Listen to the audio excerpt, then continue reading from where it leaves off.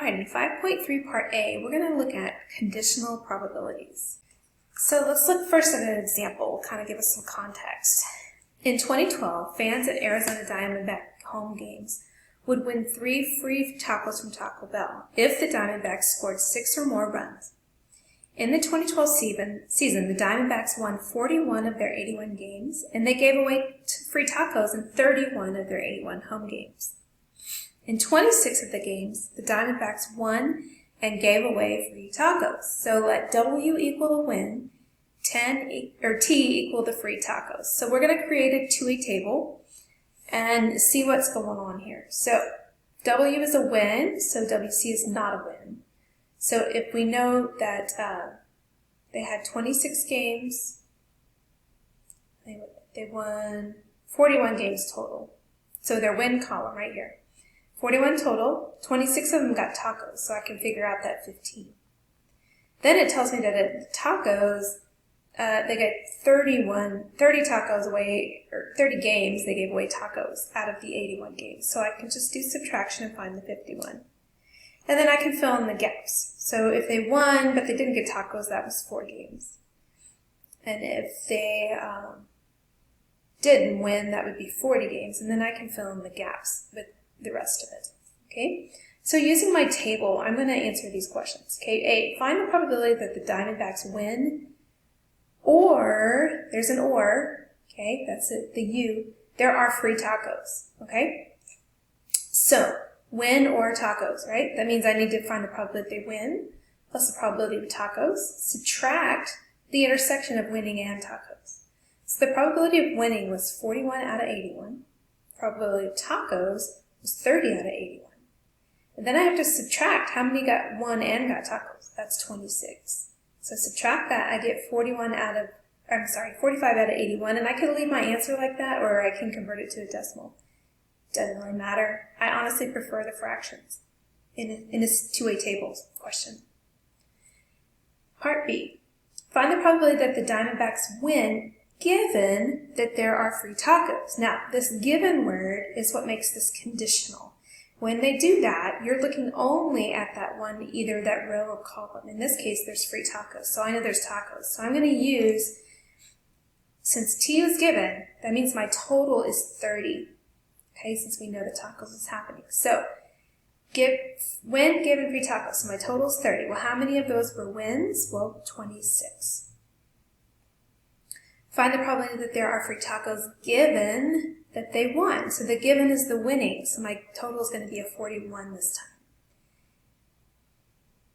And then free tacos given they won, that would be 26 out of the 41. Notice how they changed. Okay, what was given is what determines the denominator. Now, what is a conditional probability? Is there a formula, and is it on the formula sheet? All right, a conditional probability by definition is this. It's a probability that one event happens given another event has already known to have happened. All right, so that given word is a giveaway. When you see it, you know it's conditional. Now, is there a formula? Absolutely. This is what it looks like. And you read it this way. Probability of A given B is equal to the probability of A and B happening divided by the probability of B. And this is what we did up here. We did the intersection in the numerators, right? They both had 26. But the denominator is what was given. In this case, the tacos were given. In this case, the winning was given. So that's how the answers changed slightly. This is on the formula sheet, so you don't have to memorize it, but it's important that you know what it means. Let's look at this example. Shannon hits a snooze bar on her alarm clock on 60% of school days. If she doesn't hit the snooze bar, there is a 90% or 0.9 probability that she makes it to class on time. However, if she does hit the snooze bar, there's only a 0.7 probability that she makes it to class on time. So, use a tree diagram to represent the situation. So we're not using a two-way table here. We're using a tree diagram. So what we do is we separate our options. Okay, so we start first of all with, does she hit snooze or not? And it tells me right here that 60% of the days she hits snooze.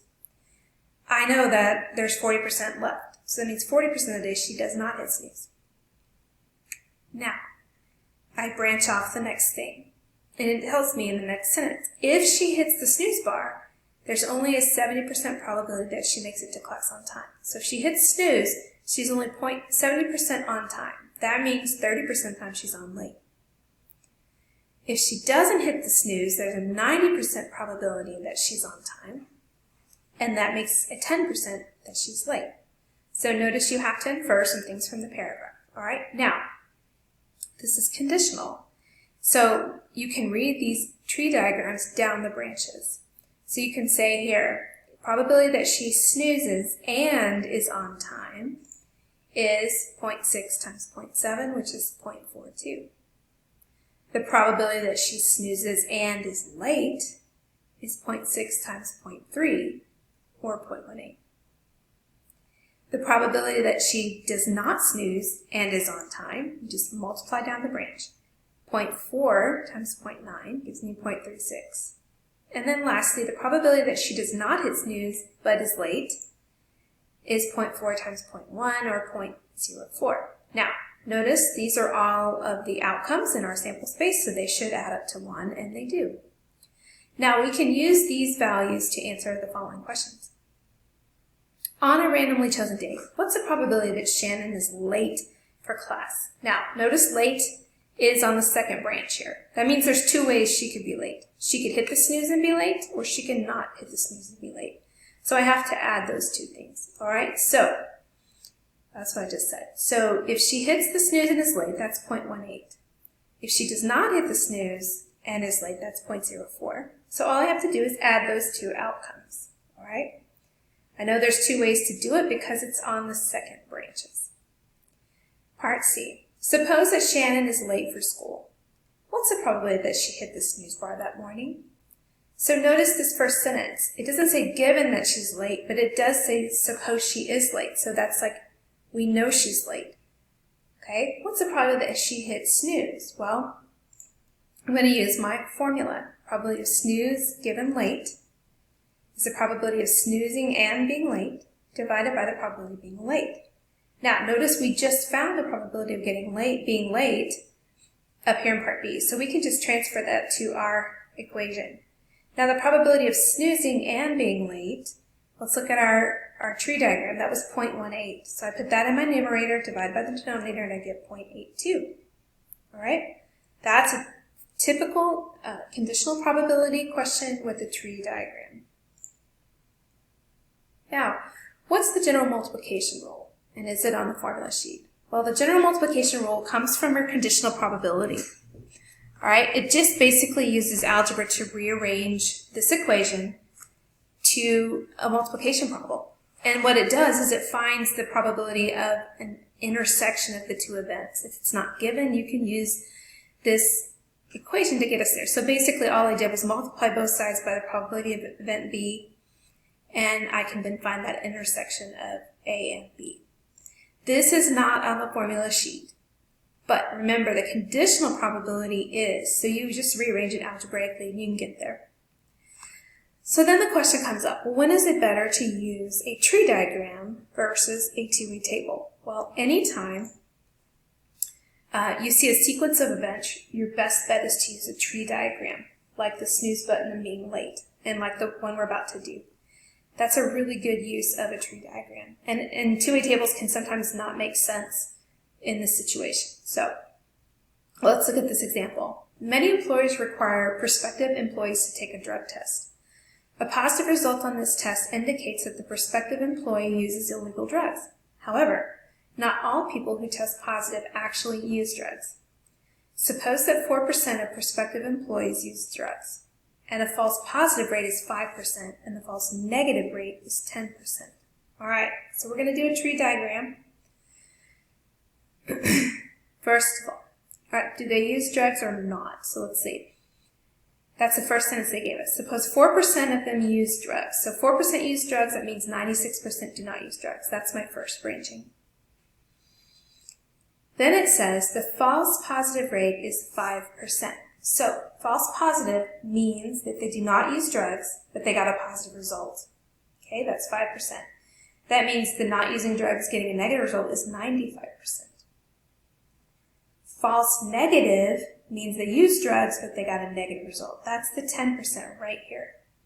And that means the true negative, or true positives, because they do use drugs, is 90%. All right? And I could run down the branches like we've done before. So let's look at A. What percent of prospective employees will test positive? Well, there's two ways to test positive because it's the second branch. So I multiply down my branches. So I get 0.04 times 0.9, and then 0.96 times 0.05. Multiply first, then add them, and I get 8.4%. B says, what percent of prospective employees who test positive actually use illegal drugs? All right, so this is who tests positive is my given. So drug user given they test positive. So according to the formula, I do the intersection divided by the probability of their getting a positive result, which I just calculated in part 8. So drug user and positive is the product of 0.04 and 0.9, divided by the probability of getting a positive result, which we just found was 0.084. Divide them, and you get approximately 43%. All right? Okay. On this one, I want you to try this on your own. I provided you the TUI table, and I want you to use that table to find these probabilities. Now, I would recommend that you pause the video because I am going to reveal the answers here in a moment, but I want you to pause the video and attempt to find these probabilities using the table in your notes, and then when you're ready, unpause the video and check your answers. Good luck.